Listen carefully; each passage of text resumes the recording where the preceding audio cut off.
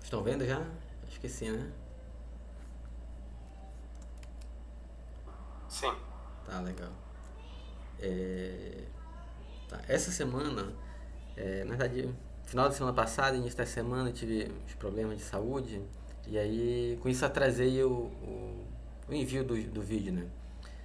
Eu tive dificuldade para concluir a aula e gravar o vídeo. Então, eu só consegui enviar na quarta-feira. Quarta-feira de manhã, a primeira parte, segunda parte à noite, né? Ontem foi feriado, então não sei se vocês já conseguiram ver. Eu vou assumir que ainda não. Como os vídeos são longos, tá dando acho que um pouquinho mais de 2 horas de vídeo. Eu vou assumir que vocês ainda não conseguiram ver tudo, então eu vou apresentar um pouquinho aqui do conteúdo que tem lá, né? Tentar já antecipar algumas coisas sem ficar repetitivo também. O que a gente está vendo hoje está de novo no vídeo, tá? Então vai ser algo bem objetivo aqui. E também apresentar algumas outras coisas, inclusive voltar a falar um pouco da NS, tá? Então essa nossa aula de hoje, essa a ideia. Só antes da gente passar, deixa eu mostrar aqui para vocês. Lá no Siga A, não sei se vocês já viram, mas eu coloquei, eu atualizei, né, essas 3 semanas, contando com essa atual agora. Aí tem lá, dá para seguir certinho, tem os slides e tem os links tanto da videoaula quanto a gravação desse nosso horário assíncrono, tá? Então vocês podem observar lá. Mas também lá no canal no YouTube, né? Também tem as playlists que vocês podem estar seguindo. Então tem uma playlist, né, que é Rede de Computadores 2, período 2020.2.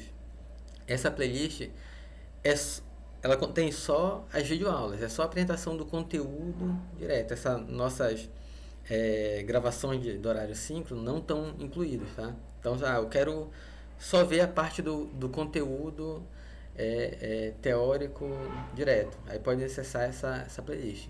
Mas tem outra playlist, Rede de Computadores 2, turma de sexta-feira, que é que são todos os vídeos, as videoaulas e a gravação desse horário síncrono, inclusive vídeos extras. Então, por exemplo, o vídeo de instalação do NS tá incluído aqui nessa sequência, e outros vídeos que eu for fazendo para tirar dúvidas ou apresentar alguma outra coisa, eu vou incluir aqui também, tá? Então tem vocês, assim, aí vocês se organizem da forma como acharem melhor, né? Mas tenha essas duas playlists no YouTube e tem também lá no Siga todos os links, tá? Vocês podem acompanhar por lá também. Essa nossa aula dessa semana, ela trata de redes pessoais, aí falando de Bluetooth e Zigbee, e inicia o estudo de redes celulares. Então, aqui eu marquei só o 1.5 porque na verdade lá no vídeo aula, que está nesse slide aqui, é, fala apenas de. Assim, faz uma introdução ao histórico de redes celulares, objetivos, e apresenta um pouco da arquitetura da rede 2G e da rede 3G. Aí, o estudo das redes 4G e 5G é o que vai ser na semana que vem, certo?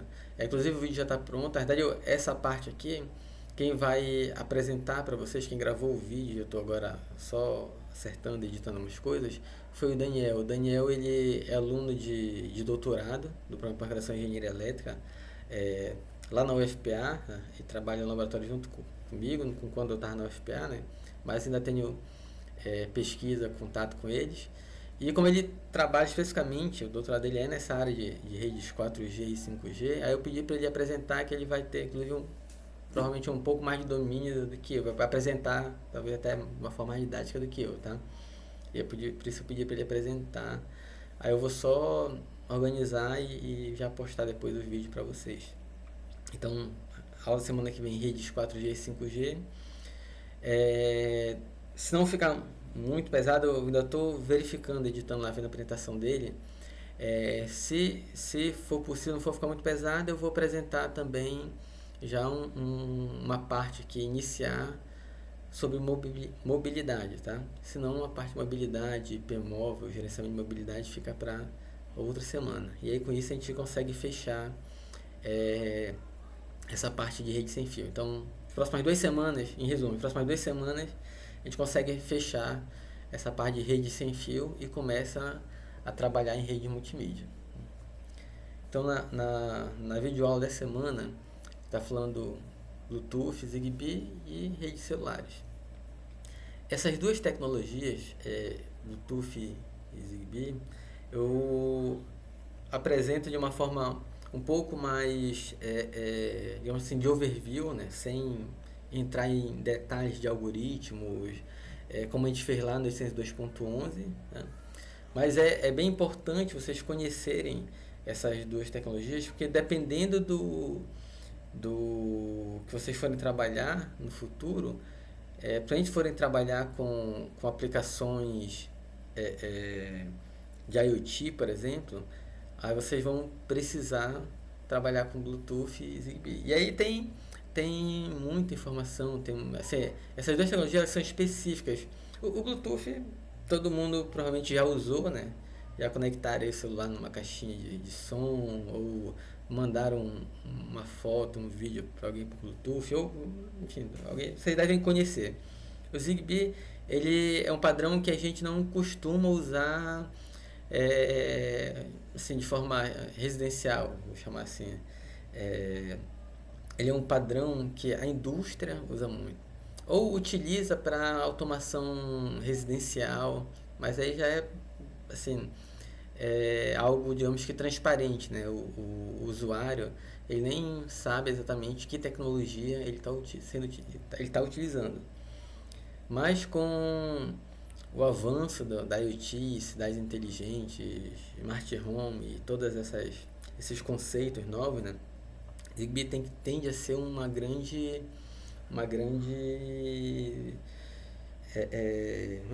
um dos principais tecnologias para serem utilizadas, né?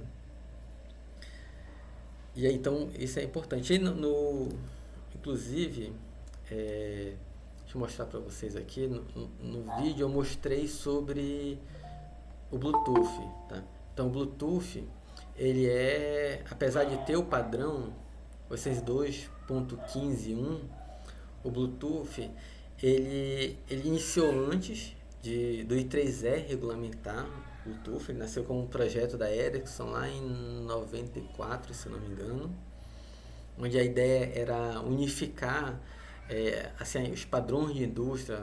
Tinha muito dispositivo, muita tecnologia para transmissão de dados de curto alcance, né? Assim, baixa potência. Tanto o Bluetooth quanto o Zigbee, eles são para distâncias curtas, com baixa potência, gastar pouca bateria. Os dois têm esse objetivo em comum, certo?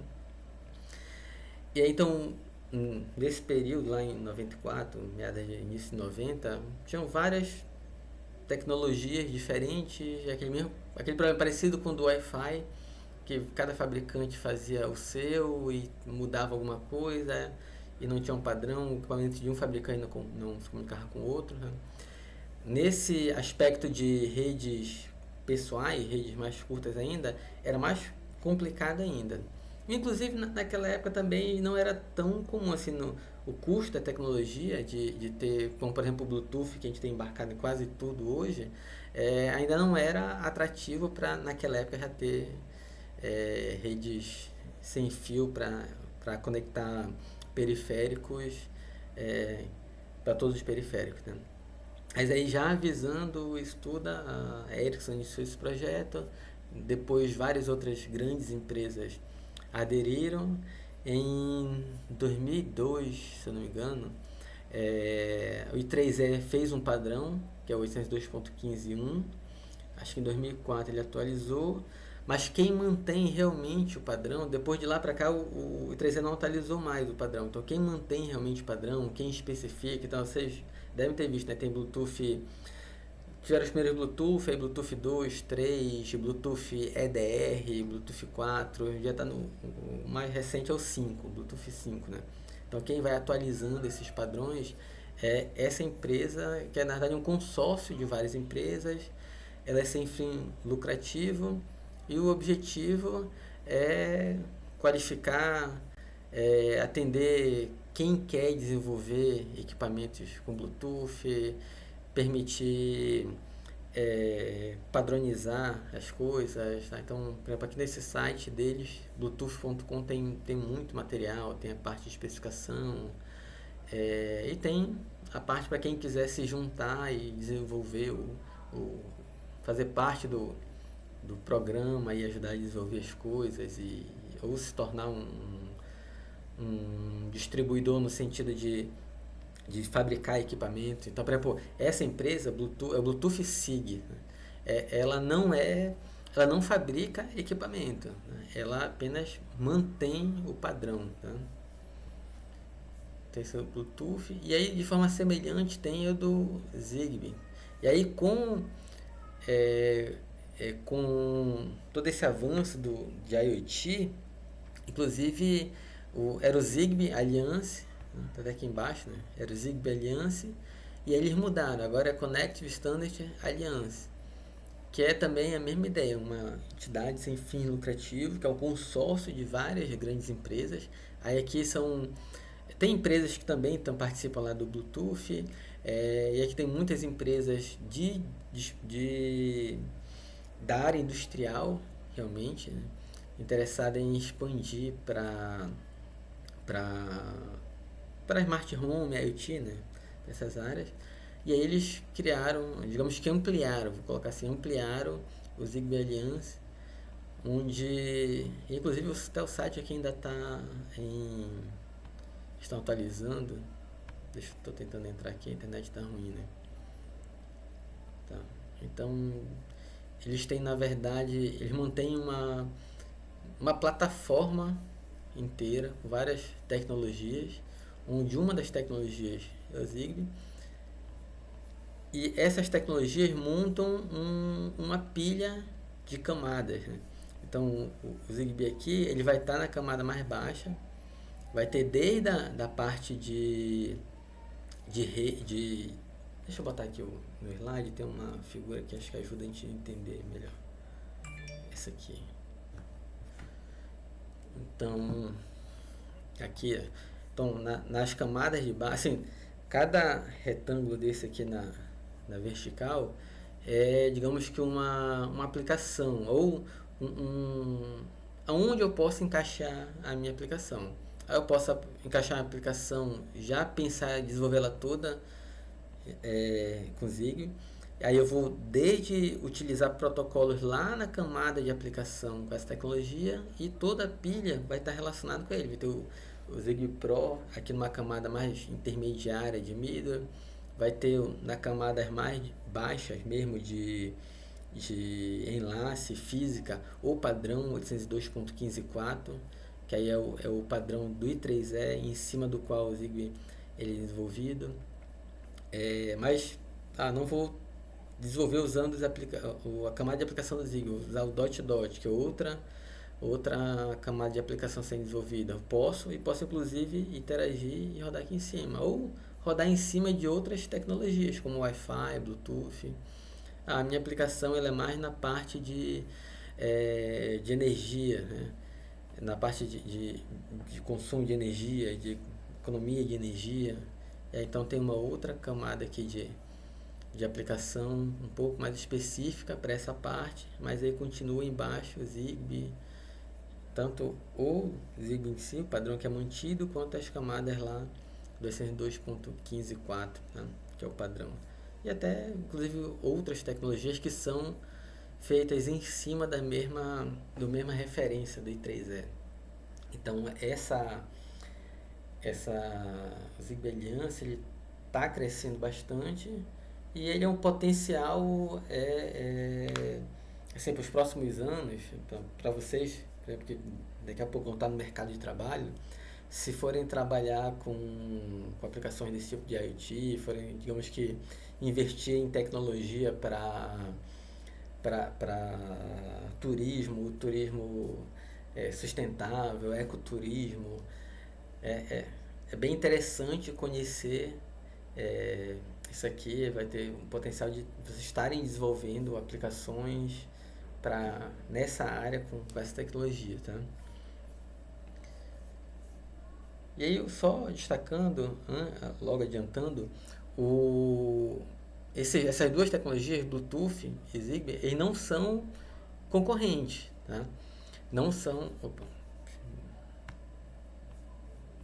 eles não são concorrentes, né? A ideia não é, são duas tecnologias ali de curto alcance que estão tentando ganhar o mercado. Não é isso, na verdade eles têm características diferentes, apesar de serem para redes curtas, pensando em baixo consumo de energia e baixo custo, né? O Bluetooth ele é voltado mais para, digamos que, botando assim um modo bem por cima, só para a gente entender, o objetivo do Bluetooth é como se fosse eliminar cabos, né? Até pouco tempo atrás, dependendo do dispositivo que eu ia utilizar, tinha um cabo diferente. Tinha cabo serial, cabo PS2, cabo paralelo, né? Então a impressora era no cabo paralelo, eu tinha que me conectar numa outra. Eu tinha duas impressoras, uma era cabo paralelo, outra era cabo serial, o mouse era PS2, o teclado podia ser PS2 também, ou estava começando a usar USB. Então era uma confusão de cabos. E o Bluetooth ele veio nesse objetivo de tirar todos esses cabos e colocar ali eu consegui conectar meus dispositivos, meus periféricos de forma sem fio. E aí são periféricos, embora eu não queira estar toda hora, né? Assim, eu não quero de meia em meia hora ter que estar carregando o mouse Bluetooth, né? Ou botar o teclado Bluetooth para carregar, que aí ele vai passar quase que o tempo inteiro na tomada. Eu deixo ele meia hora, fico usando ele meia hora, ele descarregou, tem que conectar para carregar. Aí mais meia hora conecta, aí não adianta muito. Então eu tenho que me preocupar com essa parte de consumo de energia, mas esses dispositivos, o mouse, o teclado, o celular, eles têm ali uma capacidade, pelo próprio objetivo deles, que é estar em cima de uma mesa onde eu vou trabalhar ali, né? É possível botar uma bateria razoável que vai permitir ali eu transmitir uma certa quantidade de dados, não uma taxa de centenas de dados, né, mas uma boa taxa de dados, e a bateria não vai acabar tão rápido.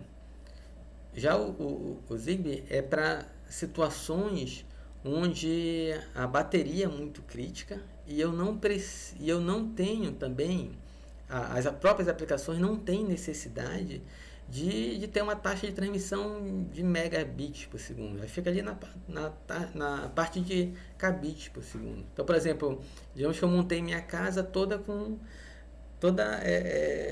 digamos que parece assim, usei automação, né? Automação residencial e incluí tudo que eu podia, né?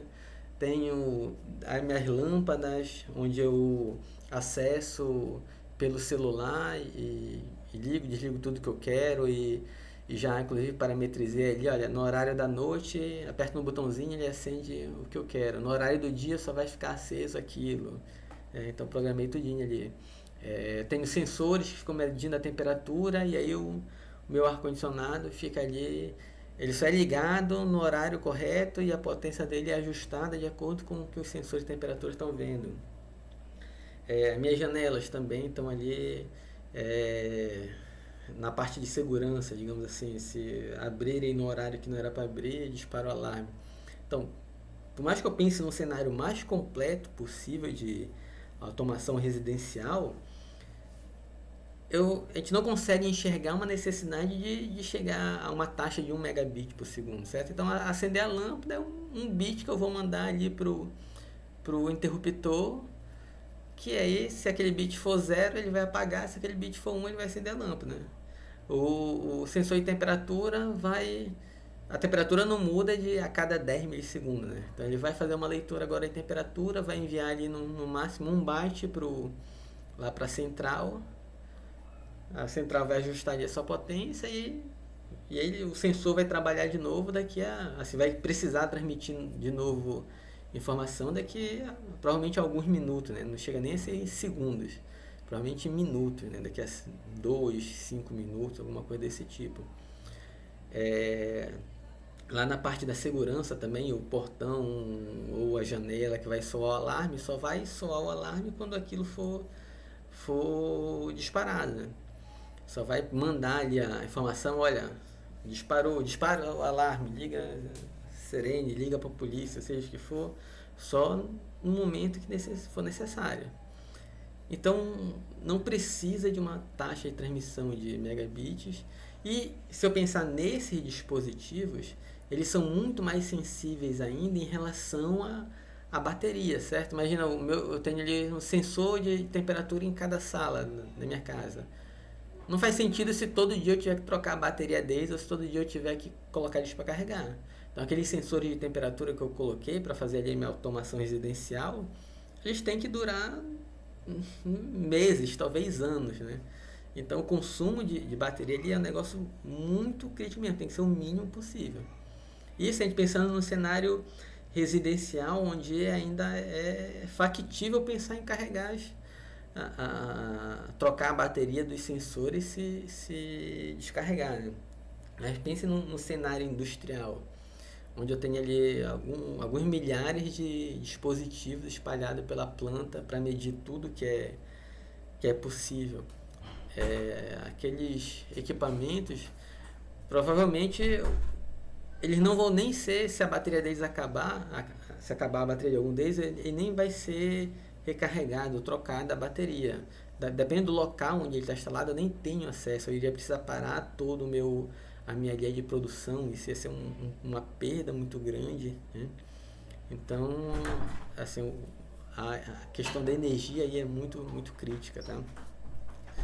E é por isso que eles não são concorrentes. Lógico que sempre vai ter ali aplicações em que eu poderia usar ou um ou outro, mas eles têm objetivos bem separados. E é por isso que o Zigbee ele é atualmente mais para a indústria, enquanto que o Bluetooth é o que a gente normalmente conhece, né? Porque está dentro da área dele, de conectar periféricos, né? Mouse, teclado, um controle de videogame e assim por diante.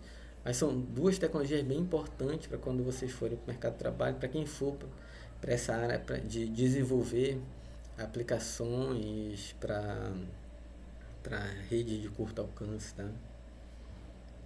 Alguém perguntar alguma coisa por enquanto? Aí lá na videoaula, tá? Eu apresento melhor as especificações, os detalhes, algumas coisas vão estar repetidas aqui, tá? Do que eu estou adiantando para vocês. E depois a gente parte para redes celulares, né? Então na semana passada nós falamos de redes locais, Wi-Fi 3.802.11.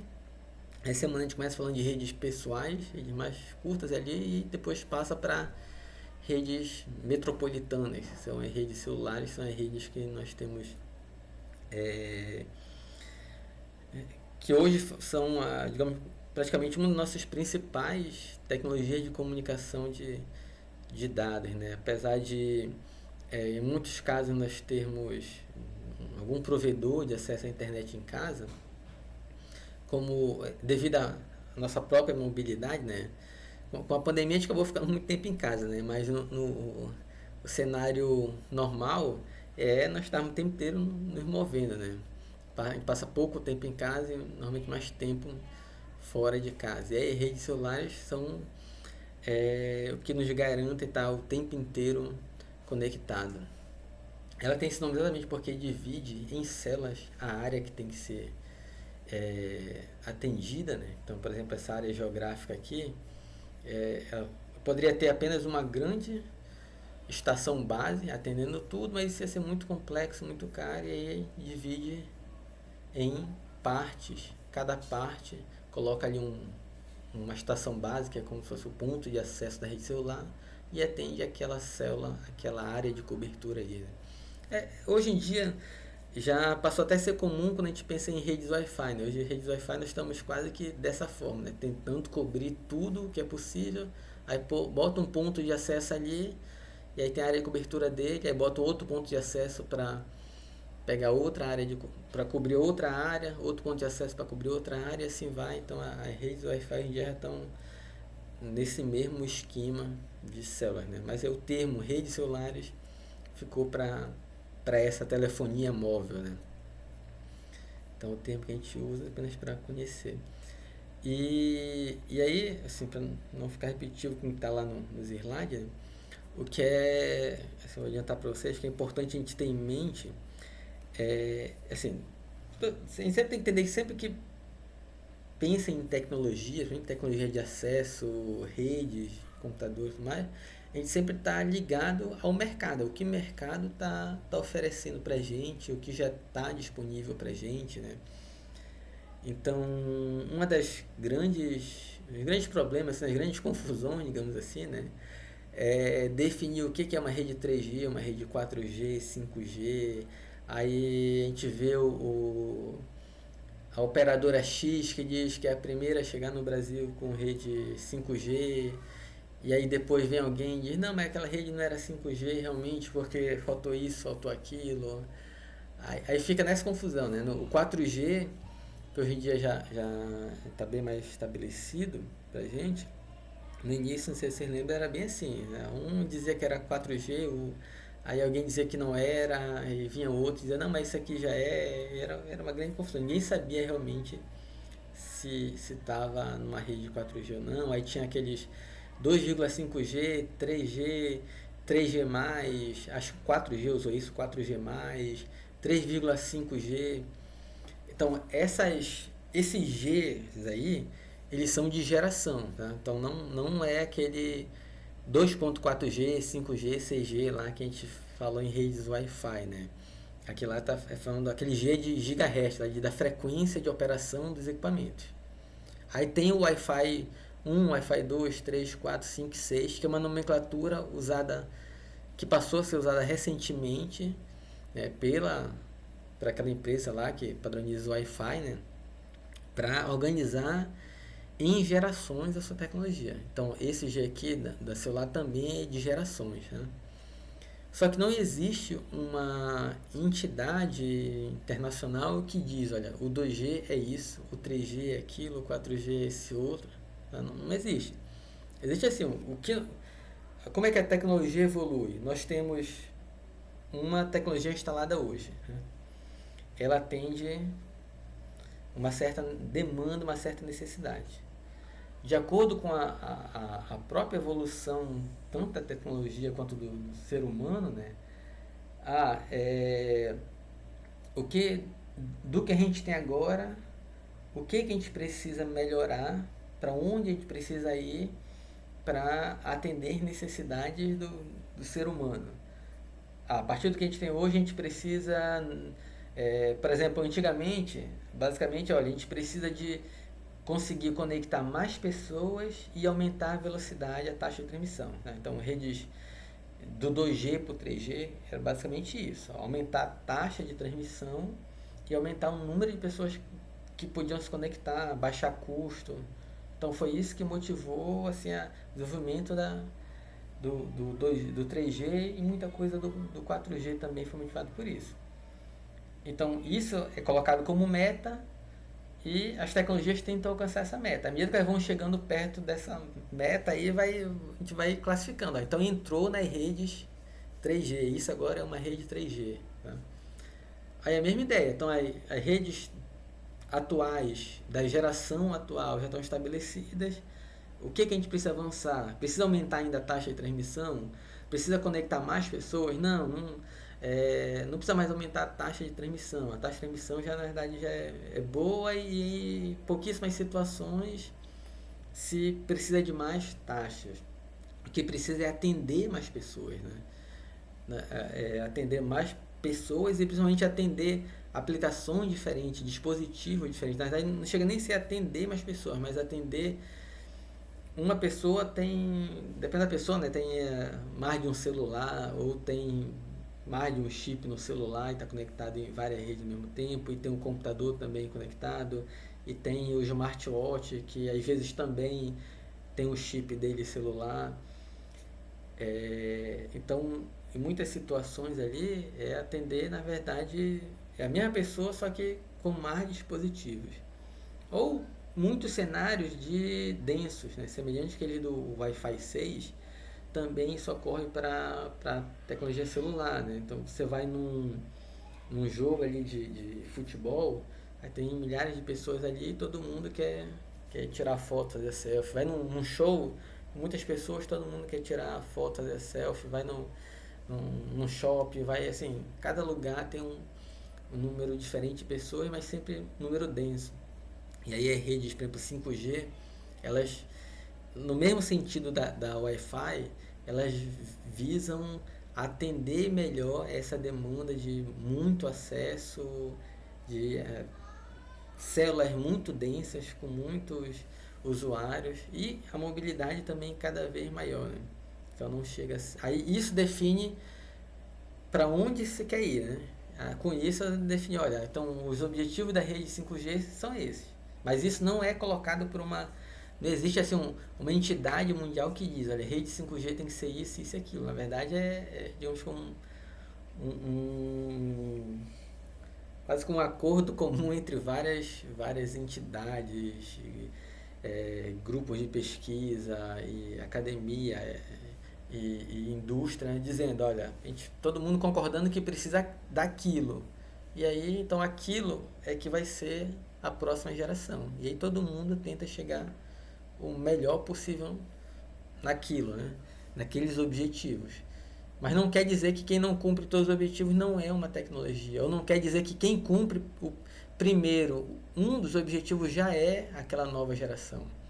Então é por isso que fica esse vai e vem de já é rede 5G, não é rede 5G. No 4G foi muito isso. Já tem a primeira rede 4G, aí não é 4G. É 3G ainda com maior capacidade. Mas já é um dos objetivos da rede 4G, então fica sempre isso aí, né? E lógico, o marketing das operadoras é sempre trabalhando ali para atrair os usuários, né? Então isso é o que a gente sempre tem que estar bem atento. E todas que forem trabalhar com tecnologias, né, sejam assim, sempre na vida profissional de vocês sempre sejam críticos, né? Críticos no sentido construtivo, né? Assim, de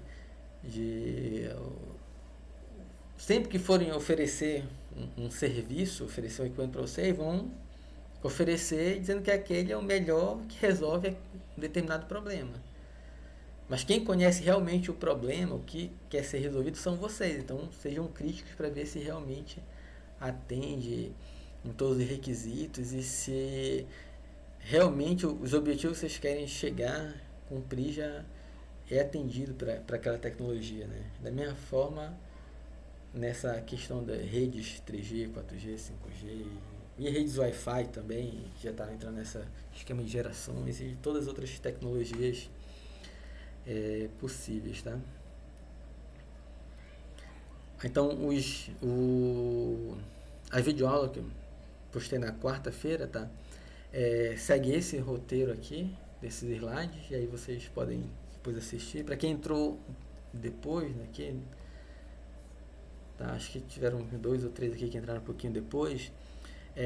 Estava explicando que nessa semana eu tive alguns problemas de saúde e é por isso eu atrasei a gravação e envio dos vídeos. E aí eu estou apresentando, eu tô lembrando aqui de coisas que eu não falei ou que falei rápido e estou já adiantando aqui para vocês, tá? Mas assistam os vídeos lá, tem mais detalhe, tem explicação melhor dessas tecnologias, como elas funcionam, tá? Até que alguém quer tirar alguma dúvida, quiserem perguntar qualquer coisa aí de curiosidade ou de dúvida mesmo, podem falar. Ainda estão me escutando? Ainda estão aí? Tá bem? Tá boa a internet hoje? Semana passada alguns não estavam conseguindo me escutar direito, né? Tá, beleza. Tá. Aí agora eu vou partir aqui vamos voltar pro NS, tá? Falar de novo um pouquinho do NS. Assim, conseguiram, todos que estão aqui já conseguiram, deixa eu botar aqui pra tela. Já conseguiram instalar, rodar o NS, conseguiram seguir o vídeo explicando a instalação. Ou alguém ainda não conseguiu? Tá, um de você conseguiu instalar. O outro também. Tá, legal. Então, legal. Aí, lá naquele tutorial, né? Então, documentação. Deixa eu ir lá de novo. Tutorial.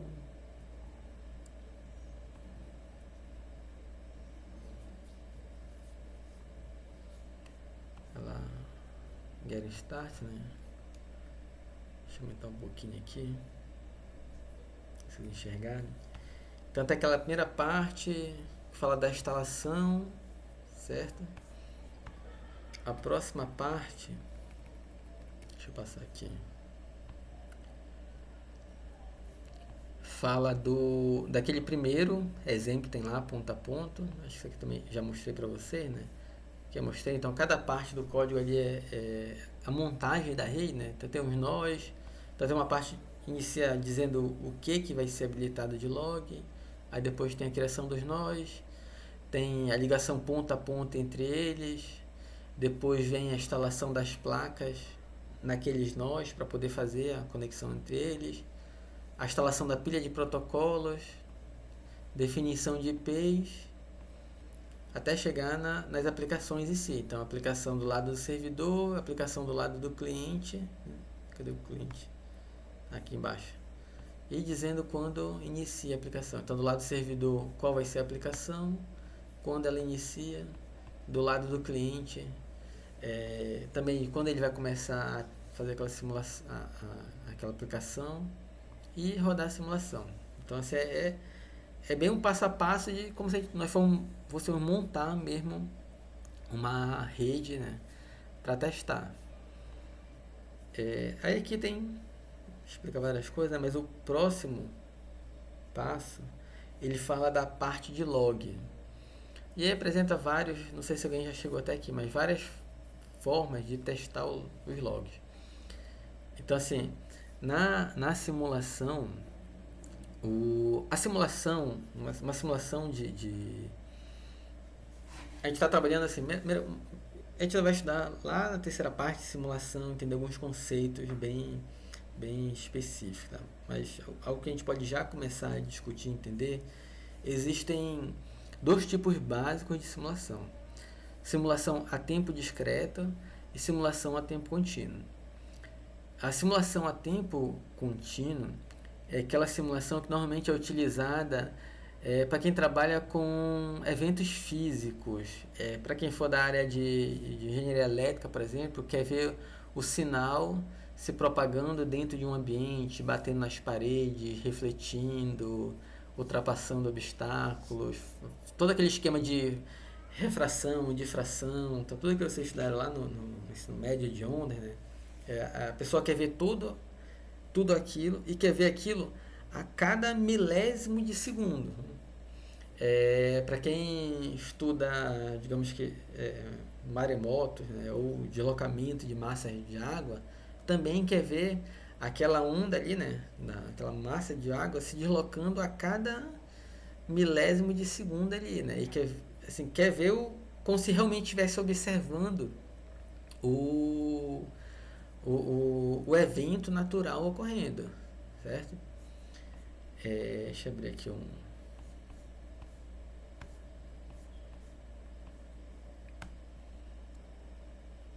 Tá, então assim, enquanto vai abrindo aqui. Então a pessoa quer ver ali a qualquer instante de tempo. Precisa ver a qualquer instante de tempo. Fenômenos para quem vai fazer uma simulação de uma máquina, de uma caldeira, por exemplo, de um processo químico ocorrendo dentro de uma caldeira. Ele quer ver tudo que ocorre ali sem dar saltos no tempo. Agora pensar assim, a pessoa não pode dar saltos no tempo, certo? Ela quer ver exatamente todos os milésimos de segundo. O que aconteceu aqui? Peraí. Tá. Então, se a gente pensar no tempo, o tempo passando, tem um processo ocorrendo e a pessoa está ali enxergando um determinado uma temperatura, por exemplo, temperatura de um determinado processo, tá? Os vários compostos químicos estão ali reagindo e aquela temperatura está mudando ali em função daquela reação química. Então, digamos que isso aqui, a temperatura ao longo do tempo, né? Só para dar um exemplo.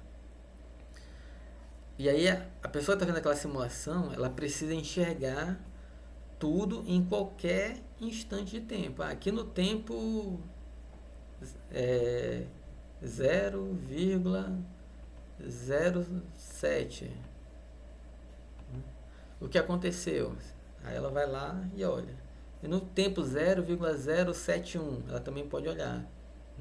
Então isso aqui varia de forma contínua no tempo. Aí são simulações contínuas. Nós vamos trabalhar com simulações que são discretas no tempo. O que significa essa discreta no tempo? Significa que eu vou observar esse meu evento, essa minha simulação, aquilo que a minha simulação representa, eu vou observar só quando ocorrer um determinado evento que eu preciso saber que ele ocorreu. Então, um exemplo bem simples. Imagina, eu vou simular um caixa do supermercado ali, para ficar observando aquela fila do caixa, para saber se a fila está ficando muito grande ou se normalmente o caixa tá desocupado. Então, digamos que isso aqui é o meu caixa do supermercado, tá? Aí as pessoas vão chegando e vão sendo... Deixa eu botar de uma outra forma aqui. Deixa eu botar pra cá, peraí. Então assim, digamos que esse aqui é o meu caixa lá do supermercado. Aí chega uma pessoa. Esse quadradinho aqui é uma pessoa para atender. Aí essa pessoa começa a ser atendida por esse caixa do supermercado. Se enquanto ele está sendo atendido chega outro, aí entra aqui naquela fila indiana, né? Se chegar mais outro, entra aqui na fila indiana. Esse primeiro, quando ele acabar de ser atendido, ele vai embora, né? Então esse sai e vai embora. Aí esse aqui que estava esperando, ele passa a ser atendido pelo caixa agora. Aí então assim, se eu pensar ao longo do tempo, o caixa estava lá e ele estava desocupado, não tinha ninguém. Então ele estava aqui no... Peguei essa cor amarela. Ele estava aqui no 0. Ao longo do tempo é 0. Em um determinado momento no tempo, chegou aquele primeiro lá. Aí eu vim aqui para 1. Então tem agora um cliente lá no caixa.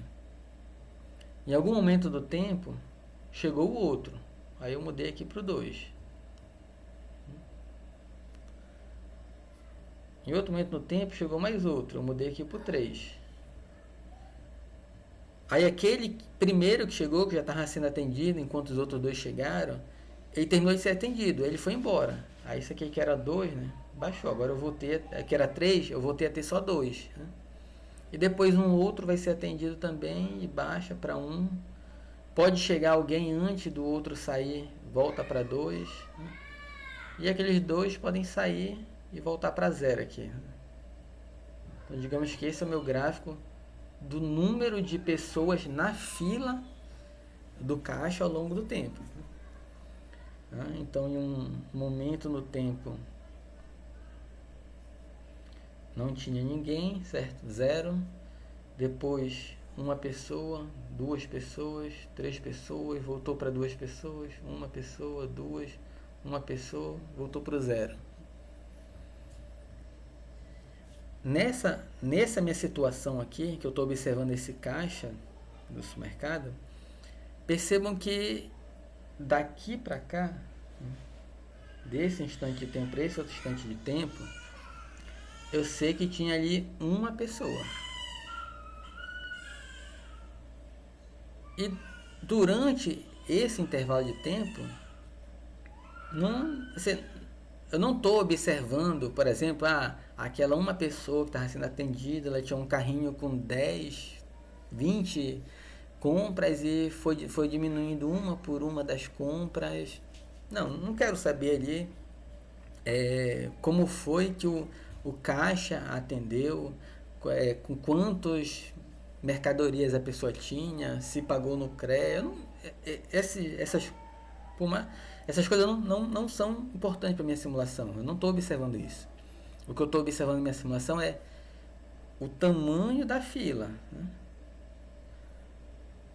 Será que normalmente o meu caixa está desocupado, não tem ninguém ali? Ou será que aquela minha fila está muito grande? E aí isso, inclusive, no meu supermercado ali, aquilo é ruim, né? A pessoa chega, assim, quando a gente chega num... Vocês já devem ter passado por isso, né? Chega em um supermercado ou no banco, em algum lugar, a fila pode até estar andando rápido. Mas se a gente chegou lá e viu que está muito grande, tem 10 pessoas uma atrás da outra, a gente quer logo desistir. A gente não quer nem saber se a fila está andando rápido, a gente quer logo desistir. Porque a gente já se assusta com o tamanho daquela fila. No supermercado é pior ainda, né? Porque é uma pessoa com um carrinho, tem outra pessoa com um carrinho, outra pessoa com carrinho. Então, visualmente, quando a gente olha ali, 4 carrinhos, 4 pessoas com um carrinho uma atrás da outra, a gente já se assusta e já pensa, meu Deus, vou passar 2 horas aqui nessa fila, né? Então, nessa situação, se eu estou simulando esse cenário com esse objetivo, o que eu quero observar é quando chega uma pessoa, né? Então, só nesse instante de tempo aqui, por exemplo, aqui também chega uma pessoa, e quando uma pessoa sai da fila. É isso, no fundo, que eu quero observar. Então, uma pessoa saiu da fila nesse instante de tempo, saiu nesse instante de tempo também, saiu nesse instante de tempo também. Então, nessa simulação, o que importa para mim são esses instantes de tempo. Saber que nesses instantes de tempo ocorreu alguma coisa. O que foi que ocorreu? Ocorreu nesse instante de tempo aqui, ocorreu que chegou uma pessoa. Nesse outro instante de tempo, ocorreu que chegou mais uma. O que ocorreu daqui para cá? Simplesmente não ocorreu nada. É isso que eu vou considerar. Simplesmente não ocorreu nada. Tinha uma pessoa, continua aquela uma pessoa lá. Então, esse tempo aqui eu não preciso saber. Tudo que ocorreu nesses milésimos de segundo eu não preciso saber. Então, essa minha simulação ela não vai ser contínua no tempo. Ela vai ser discreta no tempo, porque a minha simulação vai dar saltos no tempo. Eu estou aqui e vou dar um salto no tempo para cá. Para dizer, olha, chegou mais uma pessoa, então essa pessoa vai para a fila. Depois eu dou um salto no tempo para cá. Aí chegou mais uma pessoa. Depois eu dou um salto no tempo para cá. Aconteceu, aquela primeira que está sendo atendida saiu. Aí o que ocorre então nesse instante de tempo? Ocorre que quem estava esperando passa a ser o primeiro da fila e começa a ser atendido. E aí depois do outro salto, e assim vou. Então vou dando saltos no tempo de quando os eventos ocorrem. Então, essa é a minha simulação discreta. É esse tipo de simulação que o ONS faz. Esse tipo de simulação que a gente estuda, que trabalha com redes, tá? Assim, trabalhar com simulação a tempo contínuo só se fosse algo muito específico de estudar o sinal que se propõe. Então, quem trabalha com antenas, por exemplo, aí ele vai estudar, fazer uma simulação contínua no tempo para ver ali o sinal chegando na antena e o sinal sendo transformado da onda eletromagnética para uma onda elétrica que vai entrar ali no cabo até chegar na placa, não sei aonde. Então toda aquela parte ali física ali do sinal elétrico, aí ele vai querer estudar. Mas não é o nosso caso, nós queremos trabalhar com redes em questão de protocolo, né? Se a gente vai estar pensando, lembra que a gente está pensando sempre, eu botei esse exemplo aqui do caixa supermercado, exatamente para chegar na seguinte situação. Estamos trabalhando com redes comutadas, comutação de pacotes, certo? Comutação de pacote, lembrando, é aquela em que os pacotes vão chegando, vão ficando ali no buffer, numa memória, e vão sendo enviados à medida que o canal vai sendo disponibilizado, né? Então, o que nós temos é exatamente esse esquema do supermercado, que ocorre lá na nossa plaquinha de rede, no roteador, wireless, na estação base celular, em todos os cantos, que tratam de comutação por pacote, transmissão de dados para a internet, transmissão de dados para a internet e comutação por pacote. O que ocorre é exatamente o que ocorre no caixa do supermercado. Tem alguém prestando um serviço. Deixa eu botar um outro aqui. Então tem alguém prestando um serviço, certo?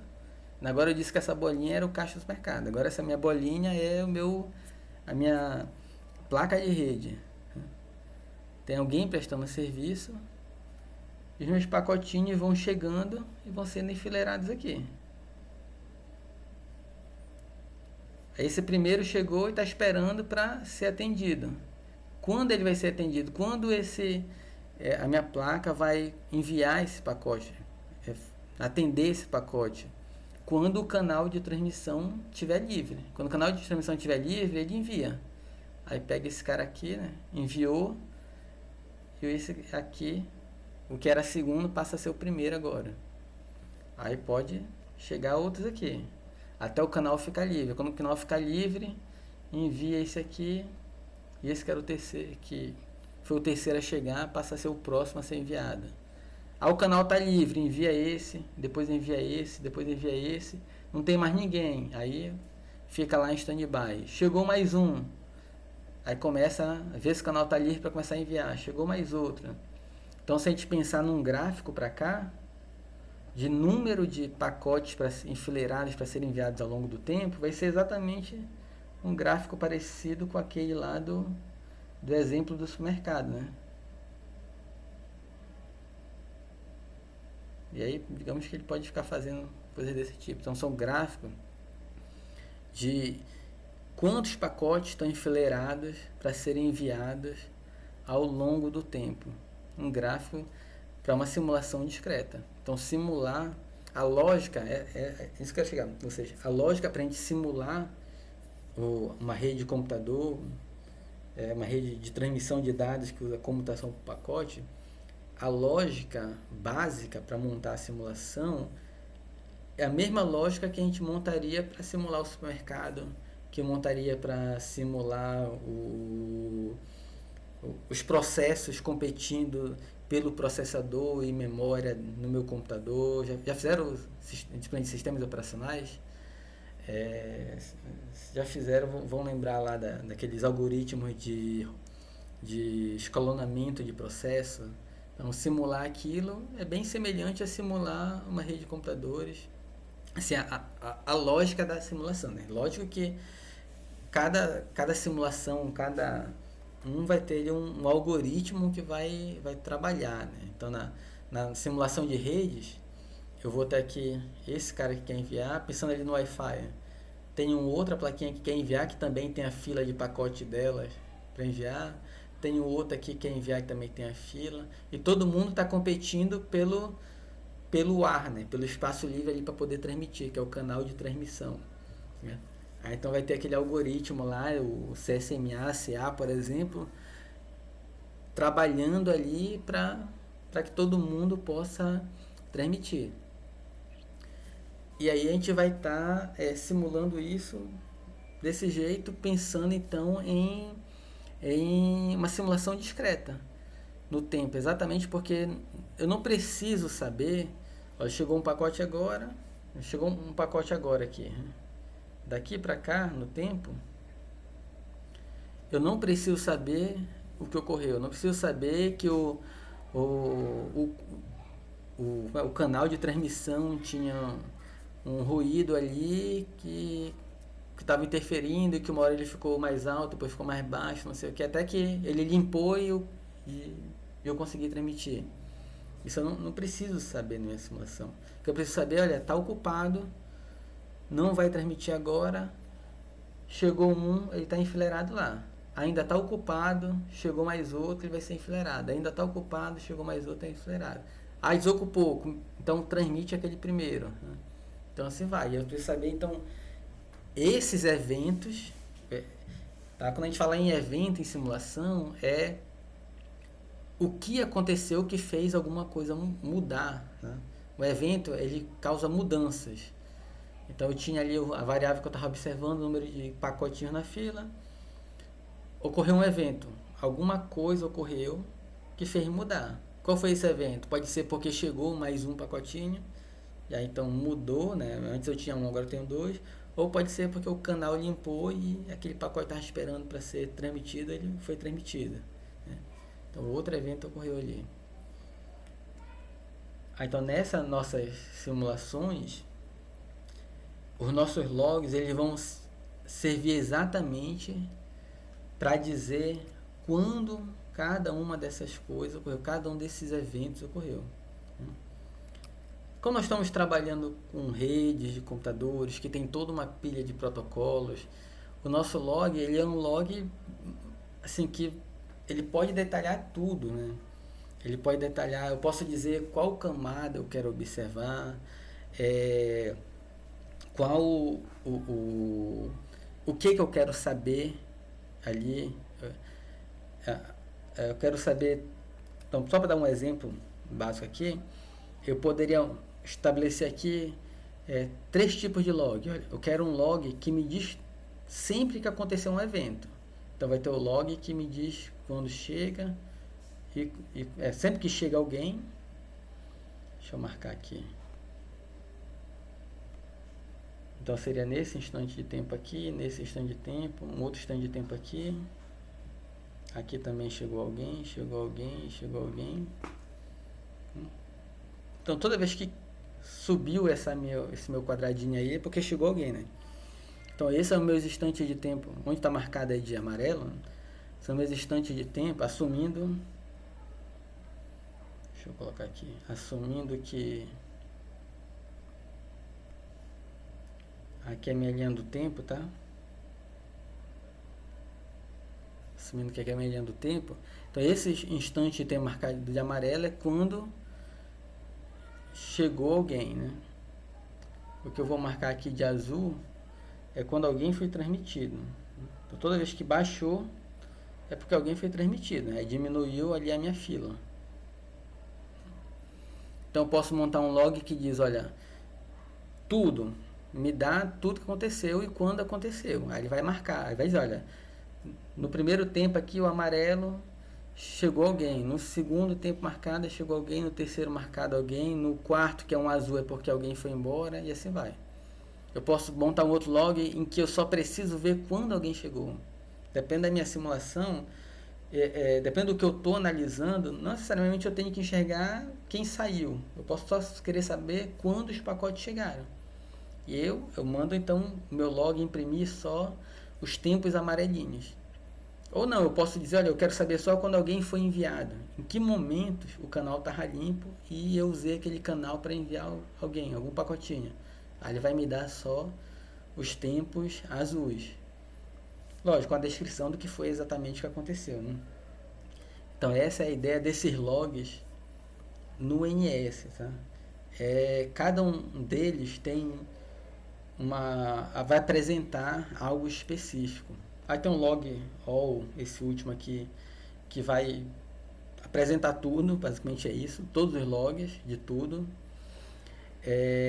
Tem log relacionado à lógica do fluxo, esse lógico aqui. Tem log relacionado às funções que foram chamadas.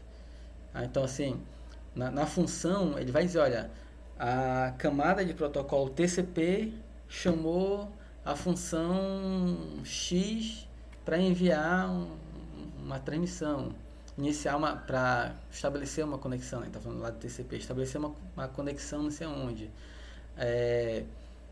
No outro instante de tempo, o protocolo TCP/IP recebeu um ACK lá do outro lado, dizendo que a conexão foi estabelecida, e ele chamou a função não sei o que. Então ele vai estar relacionado à função que estão sendo chamadas lá nos protocolos.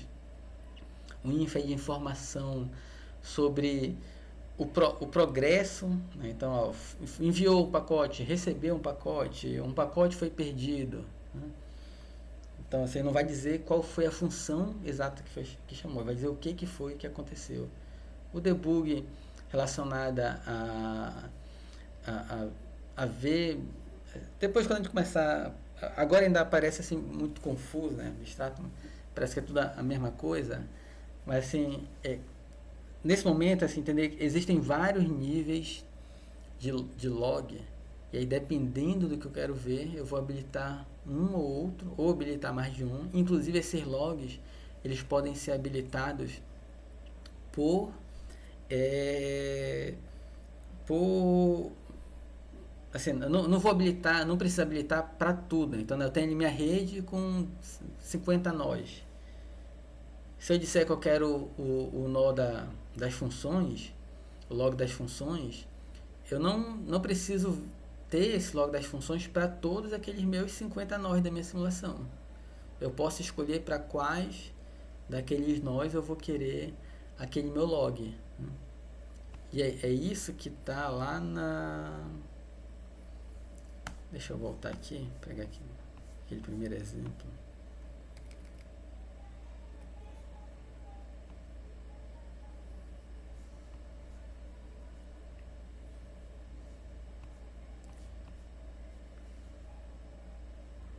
Aqui, então é esse que está lá no início da simulação, tá? Daquele primeiro exemplo ponto a ponto lá. Então, só lembrando aquele script lá, tem a primeira parte, é o cabeçalho dos includes, que são necessários, as bibliotecas são necessárias, igual como a gente usa em qualquer programa que a gente vai fazer, né? Então, quem trabalha com Python, por exemplo, vai usar o pandas, aí tem que incluir lá o pandas lá no início, né? Dizer, cria lá, olha, use pandas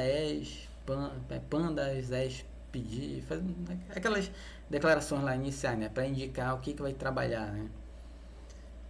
Quem trabalha com Java usa basicamente include também, igual em C, C++ é exatamente isso aqui, né? Esse exemplo de C++. Então, aquelas bibliotecas iniciais que a gente vai precisar para aquele meu programa, né?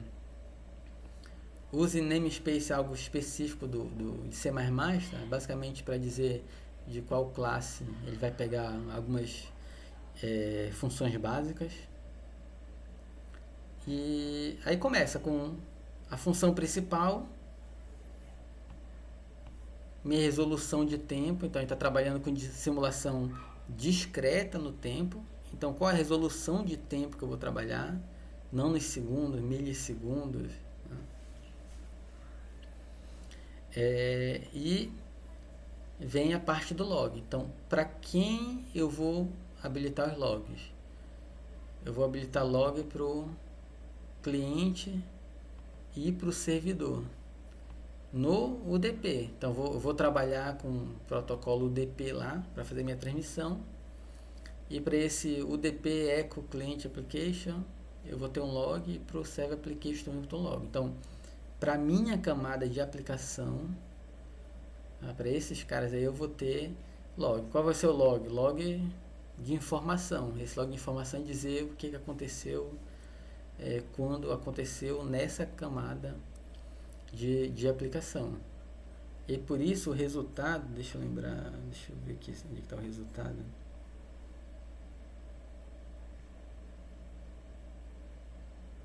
Então esse resultado aqui que aparece lá na tela é que é o log. Tá dizendo, olha, foi recebido 1024 bytes desse cara. Foi recebido 1024 bytes desse outro cara aqui. Então é uma informação do que aconteceu lá na camada de aplicação. Foi recebida, foi enviada, esse por diante.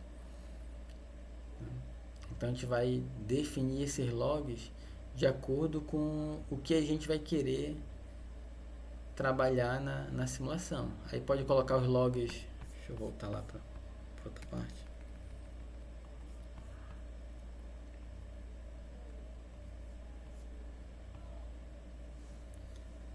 Pode na parte certa aqui tá. Pode habilitar logs diferentes para partes diferentes. Aqui ele vai explicando um pouquinho nessa parte de como... Deixa eu pegar aqui, estou procurando um exemplo.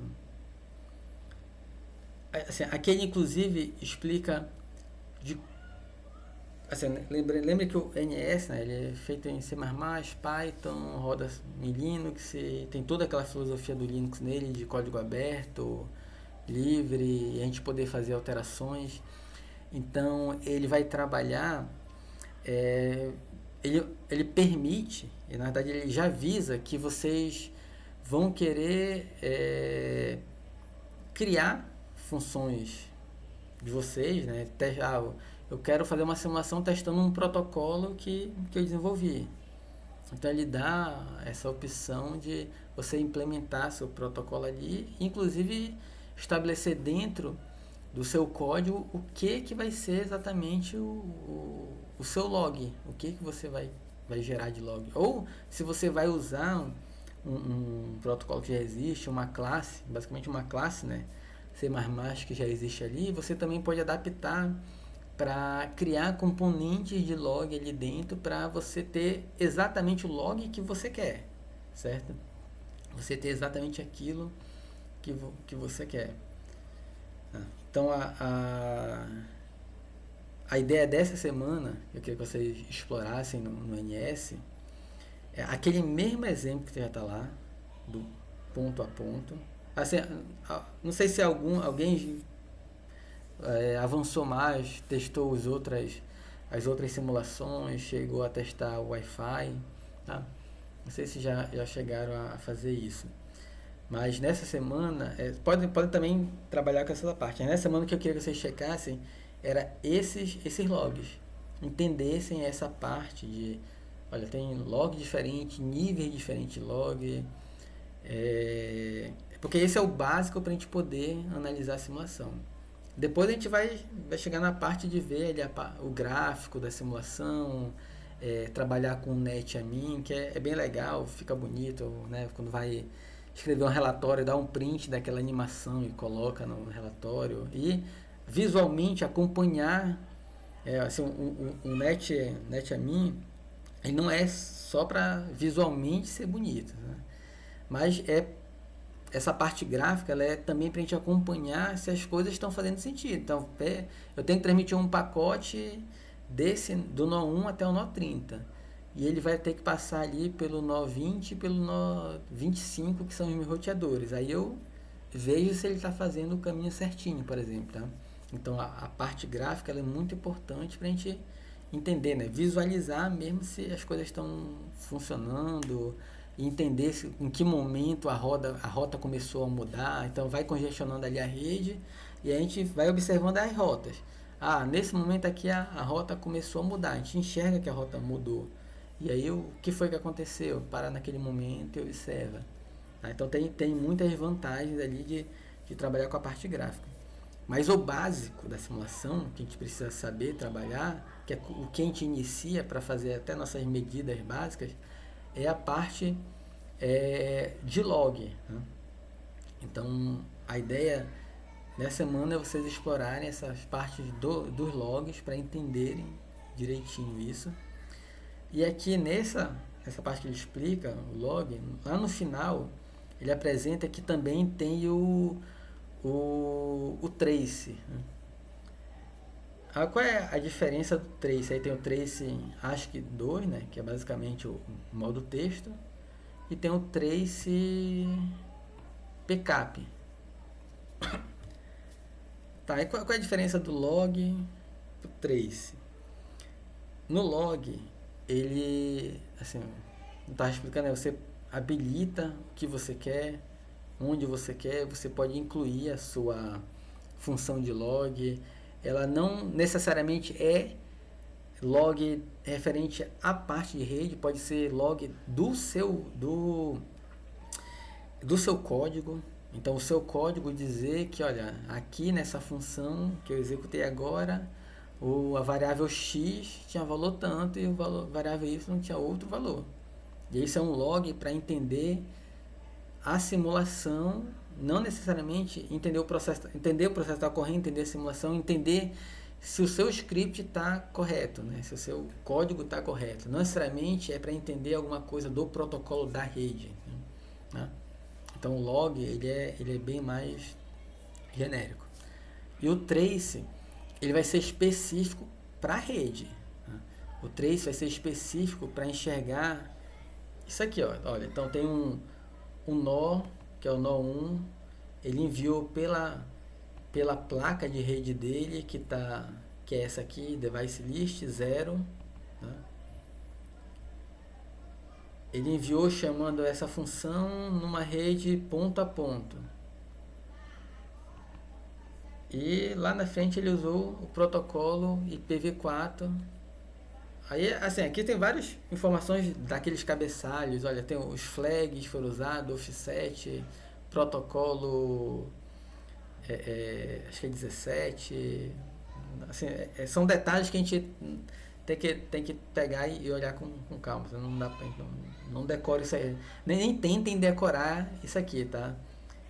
Quem trabalha muito acaba decorando algumas coisas, mas onde eu quero chegar é o seguinte: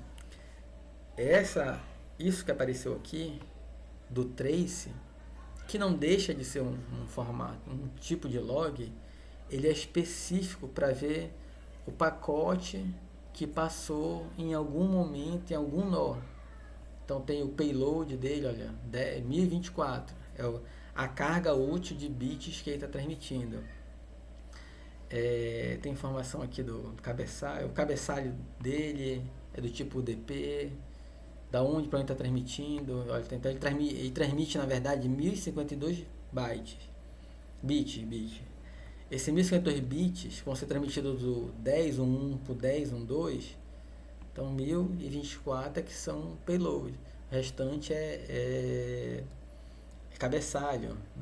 Então assim, isso aqui é algo específico do protocolo, dos protocolos, dos pacotes sendo transmitidos pela rede. Então o trace ele vai ser nesse formato, ele vai ser dessa informação, né?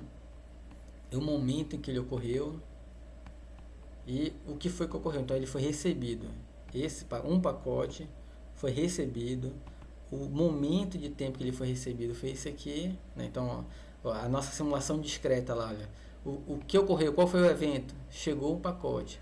Quando esse pacote chegou nesse momento de tempo. E aqui mas esse pacote, o que ele tinha, qual era a informação dele, o que ele estava transmitindo.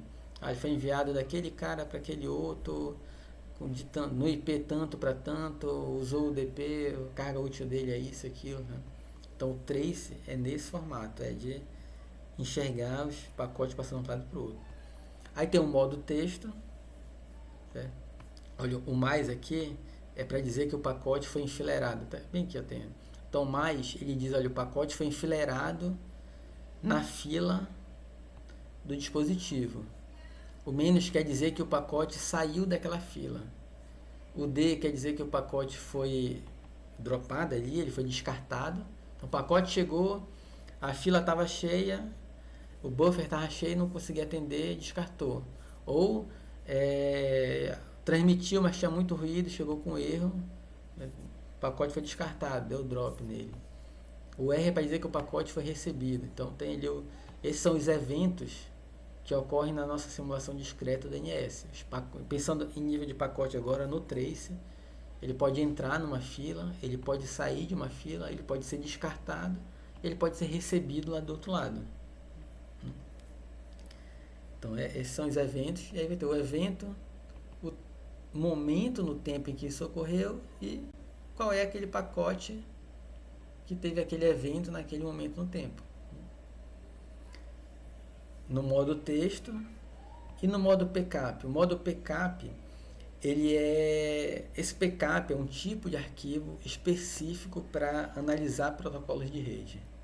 Então existem equipamentos que são analisadores de rede que imagina você tem ali uma rede, imagina por exemplo a rede da UFOP, né, lá no CETIC. E eu precisa estudar ali os pacotes passando naquela rede, né? Quero gerar um trace ali de tudo que passou naquela rede, né? Em um determinado momento, em um ponto ali, eu quero ver tudo que passou. Ali trafega com certeza gigabits por segundo ali em horários, né, de pico. Então colocar um computador para ficar monitorando aquela rede vai exigir muito aquele computador. Então tem equipamentos específicos que são só para ficar capturando aquilo lá. Inclusive eu posso ligar em várias interfaces diferentes. Eu posso ligar no switch ótico, posso ligar no switch Ethernet, posso ligar na minha rede sem fio para ver os pacotes da rede sem fio, ficar escaneando, certo? Então eu posso usar computador, mas também posso usar equipamentos específicos. Esses equipamentos específicos eles trabalham normalmente com esse protocolo PCAP, com esse tipo de arquivo PCAP. Então é um tipo de arquivo binário em que vai sendo gerado o trace do que passou. Também posso usar o computador e também posso usar no meu computador softwares que geram também esse trace. Por exemplo, no Linux tem o TCP-dump. O TCP-dump eu posso usar ele para ler, por exemplo, arquivos PCAP. Esse aqui é um arquivo PCAP que foi gerado pela simulação que está escrito nesse exemplo aqui. E aí vou ler lá naquele arquivo de trace gerado na minha simulação, aquele meu arquivo PCAP. Ó. Então, no tempo 2.0, usando o protocolo IP, o pacote 10.1.1 na porta 49153 foi enviado por 10.1.1.2. Lá ele chega na porta 9. Na camada de baixo ele é UDP, o tamanho dele é 1024. Né? É outra linha, a mesma coisa. Vai dando as informações. Né? Então é o PCAP é um tipo de arquivo. Na hora de gerar meu trace, eu posso escolher, eu vou usar do tipo texto ou do tipo PCAP. Se for do tipo PCAP, ele vai gerar um arquivo que eu não vou conseguir abrir no arquivo de texto. Essa é a ideia. Eu não vou conseguir abrir no bloco de notas. Se eu gerar do tipo ASCII, eu vou poder abrir no bloco de notas. Vou conseguir ler o que está ali. Mas imagina que eu peguei ali 1000 pacotinhos passando para um lado e para o outro. Vai ser difícil processar aquilo. Pegando no modo PCAP, eu posso usar ferramentas que já foram desenvolvidas para isso. Que já foram desenvolvidas para ler arquivo do tipo PCAP e inclusive fazer algumas continhas básicas aqui em cima para mim. Filtrar, para me mostra só quem é UDP, me mostra só quem é IP, me mostra só quem foi pacote que foi enviado do 10.1.1. Me mostra só o pacote que foi enviado nessa porta aqui e assim vai. Então eu posso aplicar vários filtros diferentes para poder fazer as minhas contas. Inclusive existem ferramentas ferramentas gráficas, o Wireshark, não sei se alguém já trabalhou. O Wireshark é uma ferramenta gráfica que lê esse tipo de arquivo PCAP e, para finalizar, abrir aqui o site, ele lê esses arquivos PCAP e a partir dessa ferramenta eu consigo fazer algumas continhas. Tá, eu pensei que aqui ele tivesse... Eu tenho instalado.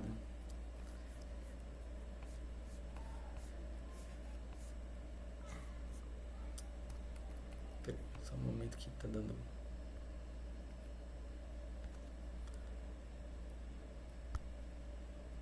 Tá, é porque eu tô com...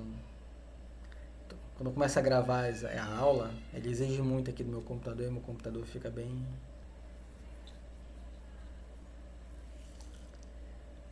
Então, essa interface lá do Wireshark, deixa eu ver se... mas eu acho que eu não tenho nenhum arquivo aqui para mostrar. Tá, não tem nenhum arquivo de exemplo, mas ele é uma interface gráfica onde eu posso abrir aquele arquivo, vou ver os pacotinhos que passaram, eu posso clicar, ver os detalhes do pacotinho, e eu tenho aqui funções, calcular algumas estatísticas, checar, por exemplo, o protocolo DNS, os pacotes de DNS, pacotes de HTTP, contar aqueles pacotes, ver requisições que foram feitas, HTTP2, parte de TCP, UDP. Né? Então é uma ferramenta que eu posso utilizar para analisar os resultados da minha simulação DNS. Então essa é a vantagem de utilizar o trace no modo PCAP. Então resumo, para a gente finalizar a aula de hoje, né? O ONS eu posso gerar, vou fazer minhas simulações, são simulações discretas.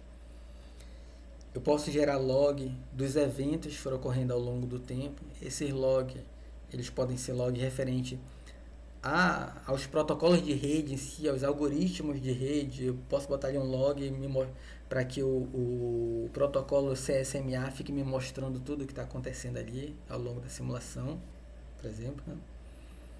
E eu posso também gerar arquivos de trace, onde os arquivos de trace são específicos para ver os pacotes passando para um lado e para o outro. E quando eu falo pacote aqui, eu estou na verdade falando, pode ser pacote, datagrama, segmento, né? Dependendo da camada ali, ele tem um nome diferente, né? Então, a mensagem lá na camada de aplicação, mas é ver lá nos protocolos o que está saindo para um lado e para o outro. E o trace eu posso ver no modo pcap para poder usar uma ferramenta como o Wireshark. E aí a tarefa de vocês dessa semana então é explorar isso no NS, tá? Então basicamente vocês vão pegar o... Cadê eu fechei aqui?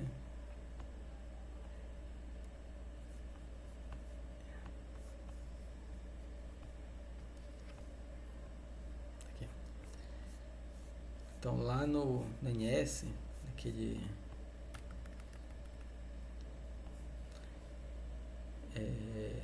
tutorial lá, acho que a terceira parte, logo depois daquele primeira parte que a gente viu lá, né, tem o using log módulo.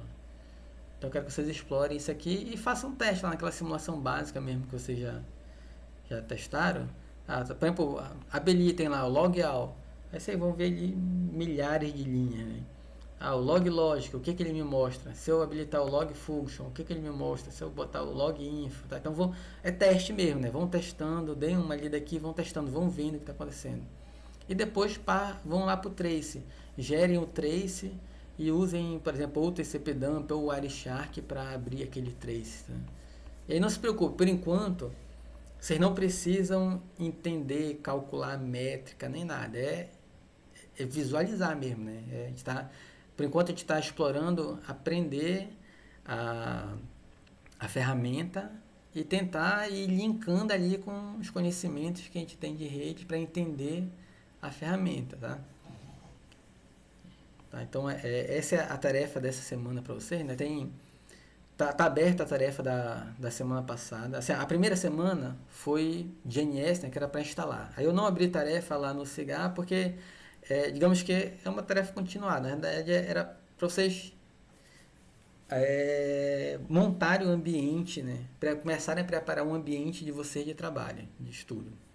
E aí, inclusive, estou admitindo que todo mundo conseguiu fazer, já que ninguém até agora me procurou para dizer que não deu, tá? Mas me procurem se tiverem com dificuldade.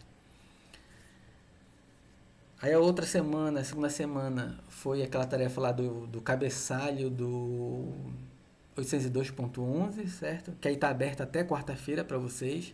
Aí vocês precisam basicamente estudar, né, o cabeçalho, que é cada um dos campos, colocar ali num documento de texto mesmo básico, olha, o primeiro campo do cabeçalho é isso, o segundo campo do cabeçalho é aquilo. E lá no final apresentar 2 exemplos de em que momento usa aqueles cabeçalhos. Né? Até quarta-feira. A atividade está aberta lá no Cigar. E agora essa terceira semana continua com o NS. Aí para essa eu vou abrir uma tarefa lá, tá? E depois colocar um pequeno formulário para vocês preencherem ali, mas para a gente registrar que vocês fizeram, tá? Não se preocupem que não vai ser nada complexo, é muito mais para registrar que vocês conseguiram fazer e que vocês chegaram onde eu espero que vocês consigam, né?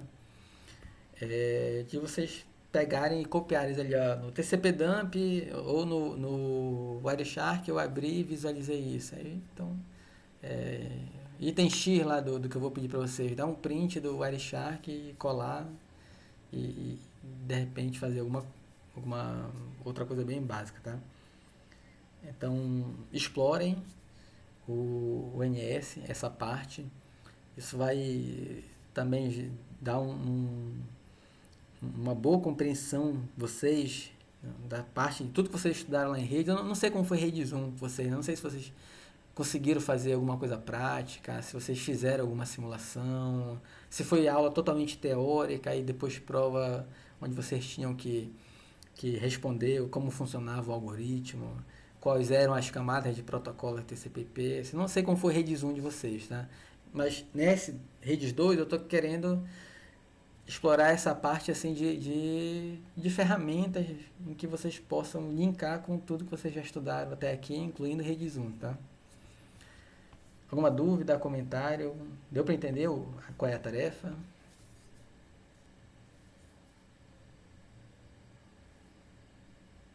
Ainda estão aí?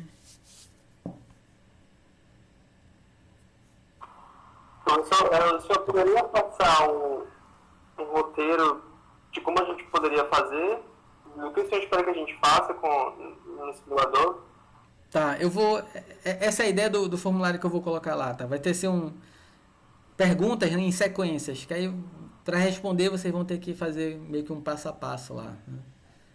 Aí, assim, de início é ler mesmo aquele material e ir testando, explorando. Vai mudando ali, habilitando as coisas e vão rodando. Mas eu vou colocar o formulário, aí vai ser nesse esquema assim de passo a passo. Então, se fizerem tal coisa, qual é o resultado? Se fizerem outra, qual é o resultado? E de vez em quando pedir para vocês comentarem. Aí da mesma forma, se tiverem muita dificuldade, me avisem, aí eu ajudo, monto um vídeo mostrando, dando algum exemplo, tá?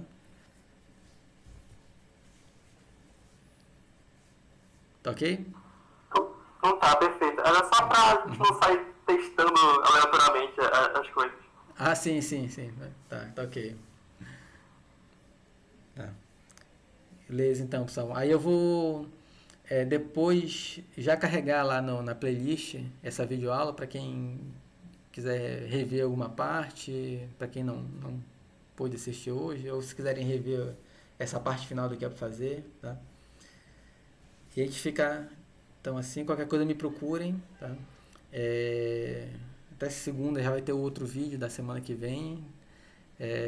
Não deixem acumular muita coisa, já tem várias horas ali, né? Acho que já tem mais de 5 horas de vídeo, então não deixem acumular, certo? E aí, bom final de semana a todos, obrigado aí pelo tempo.